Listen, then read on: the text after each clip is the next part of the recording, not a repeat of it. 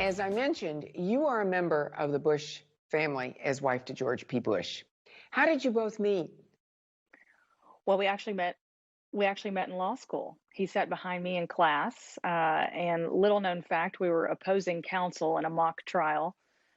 So we and we still debate to this day who won the mock trial. So we were competitive. We were competitive from the beginning.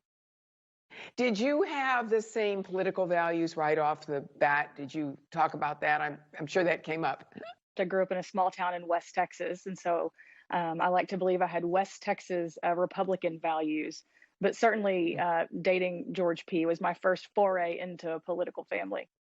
What do you think makes your partnership work so well? I think mutual respect and admiration for each other. We're truly best friends. We enjoy spending time together. We've spent more time together during this pandemic than we have over the last few years because of travel and otherwise. Mhm. But just a general admiration for each other. Laughter helps. Trying not take Mhm. ourselves too seriously. He reminds me of that. And you have so many similar interests in those two wonderful little boys as well. That's right. We actually our first date was on the golf course, and so we love to play golf together. We love to be outdoors. We try and get the boys outside as much as we can. Our boys are 5 and 7, so they have quite a bit of Mhm. energy. So anytime we can get them outdoors, that's helpful for everybody.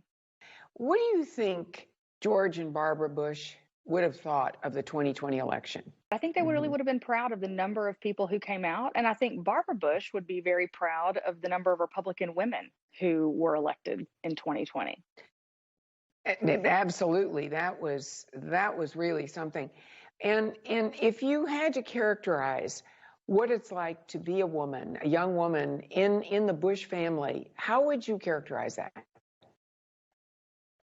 Well, I think I obviously come from a long line of strong women in the Bush family. Barbara Bush, of course, the enforcer who was the glue that held the family together. But she was such a huge representation of strong women, but then also hard work and dedication, service to others.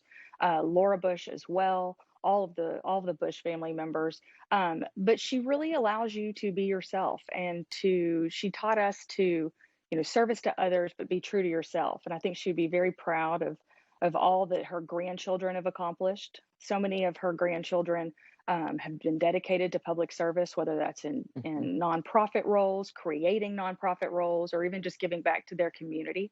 And that's something that she instilled from a very early age. And I want to go on record that I think Amanda Bush could be an outstanding first lady. Amanda, it's a tough job. Both Laura and Barbara Bush have been in that role, and I must fully disclose I was fortunate enough to work with both of them as they were FLOTUS. So I just wonder how you would approach a job like that. I mean, you know so much about it, and how you would shape that and think of it. And of course, with your great family history, it would be just amazing. Well, like you said, I've had two of the probably best role models in my family, and to be able to watch them and what they've did.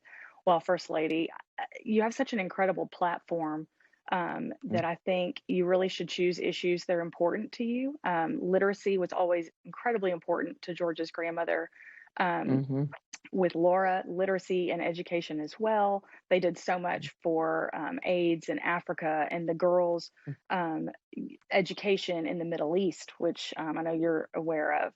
And so I Hmm. think just picking, things that are very important to you, about which you're passionate, because you do have an incredible platform and stage to highlight those areas.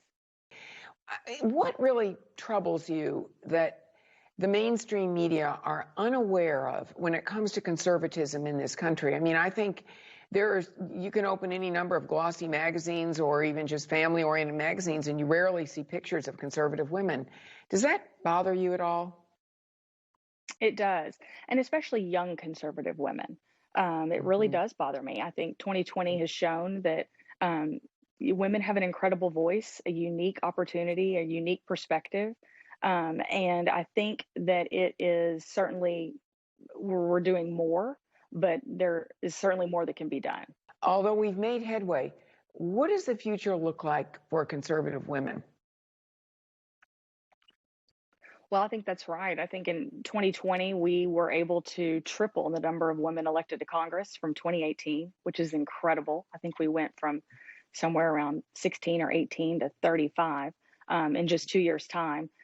So I think women are taking a more prominent role, which I think is terrific.